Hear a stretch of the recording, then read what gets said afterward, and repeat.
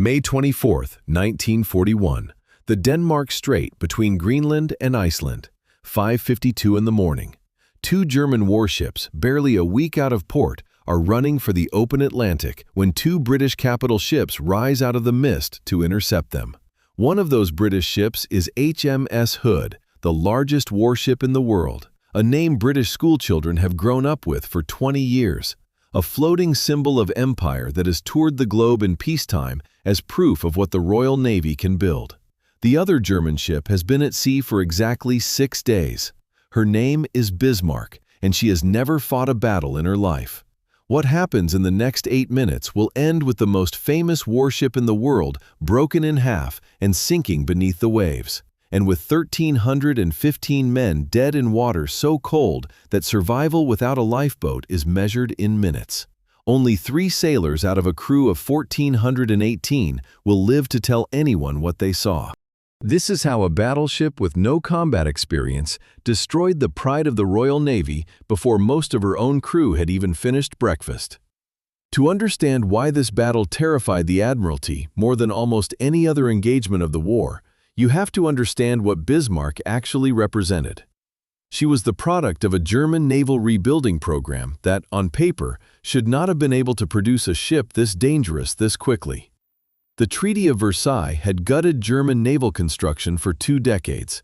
The ships Germany was permitted to build under Hitler's naval agreements with Britain were supposed to be limited, manageable, calculable.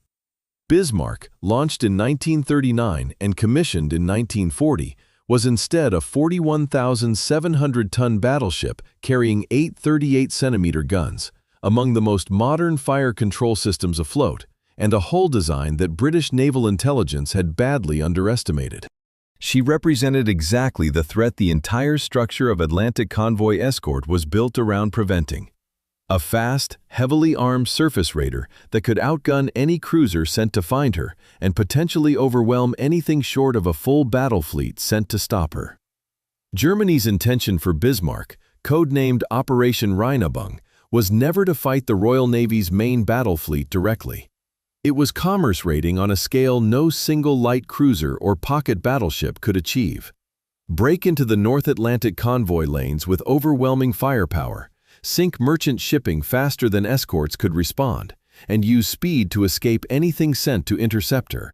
Bismarck departed the Baltic on May 18, 1941, accompanied by the heavy cruiser Prince Eugen, and was spotted by British reconnaissance aircraft in Norwegian waters days later, confirming the Admiralty's worst fear.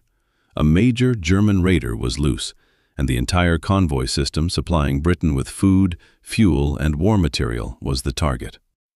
The Royal Navy's response was immediate and overwhelming in scale, because the Admiralty understood exactly what an unintercepted Bismarck could do to convoy losses over the following months. Cruisers HMS Suffolk and HMS Norfolk were sent to shadow the German ships using radar through the Denmark Strait, the most likely breakout route into the open Atlantic, while the battlecruiser HMS Hood and the brand-new battleship HMS Prince of Wales were ordered to intercept and destroy them before they ever reached the convoy lanes. Hood was the obvious choice to lead this force. Commissioned in 1920, she had spent 2 decades as the most recognizable warship on Earth, the literal embodiment of British naval supremacy used in recruitment posters and diplomatic prestige tours. What almost nobody outside naval design circles understood was that Hood carried a structural weakness her reputation had outlived. Her deck armor, adequate by the standards of 1916 when she was designed, had never been substantially upgraded to deal with the kind of long-range, high-angle plunging shellfire that battleship gunnery had evolved toward by 1941. She was, in the language of naval architects, a ship whose armor scheme belonged to an era that gunnery technology had already moved past. Vice Admiral Lancelot Holland, commanding the British force aboard Hood, made the tactical decision that would prove fatal within the engagement's opening minutes.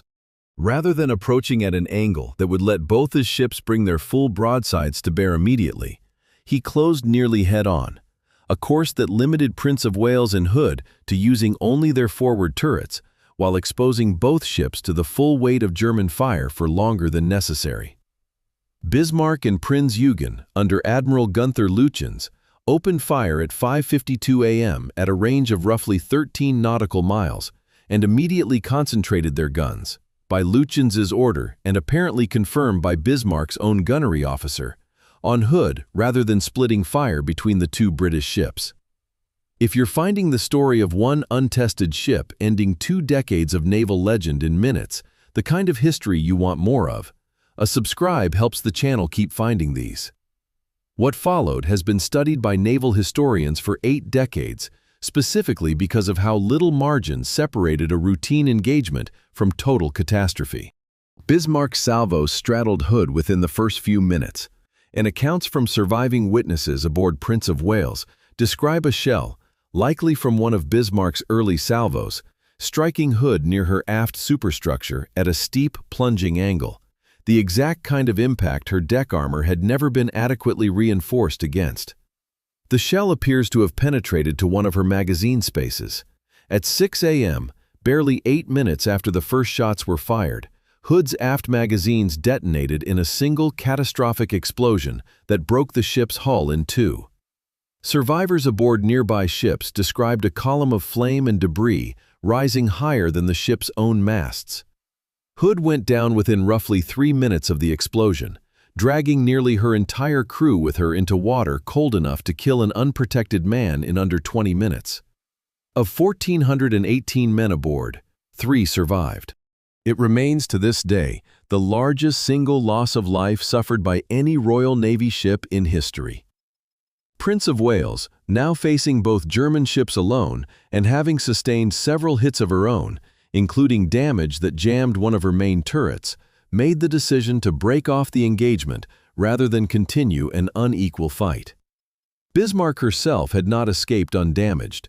2 hits from Prince of Wales, one of which punctured a fuel tank and contaminated others with seawater, had reduced her usable fuel reserves and left an oil slick that would make her trail easier to follow in the days ahead.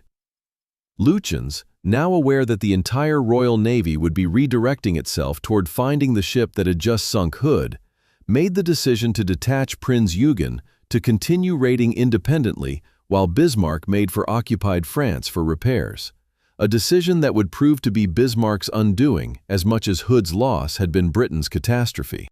The hunt that followed across the next 3 days mobilized a portion of the Royal Navy unlike almost anything else in the war. Battleships, cruisers, destroyers, and the aircraft carrier HMS Royal were redirected from convoy duty and other operations specifically to find and destroy the one ship responsible for Hood's loss. On the evening of May 26th, obsolete Fairey Swordfish torpedo bombers, biplanes that should by any reasonable assessment have struggled against a modern battleship's anti-aircraft defenses, launched from Royal in deteriorating weather and scored a single decisive hit. A torpedo that struck Bismarck's rudder and steering gear, jamming it and leaving her unable to steer anything but a slow circle, directly into the path of the pursuing British battle fleet. On the morning of May 27th, the battleships HMS Rodney and HMS King George V, alongside supporting cruisers, closed in on a ship that could no longer maneuver to avoid them, and reduced her to a burning wreck within roughly 90 minutes of sustained fire. Bismarck finally sank, finished off by torpedoes from the cruiser HMS Dorsetshire, taking more than 2,000 of her own crew down with her. Fewer than 115 survived. What the Battle of the Denmark Strait proved, in 8 minutes that ended 2 decades of naval mythology, was that prestige and combat capability are not the same measurement, and that the gap between them only becomes visible at the exact moment it can no longer be corrected. Hood's reputation had been built and maintained for so long that the ship's actual vulnerabilities had become almost impossible to discuss seriously inside the Admiralty's own planning circles.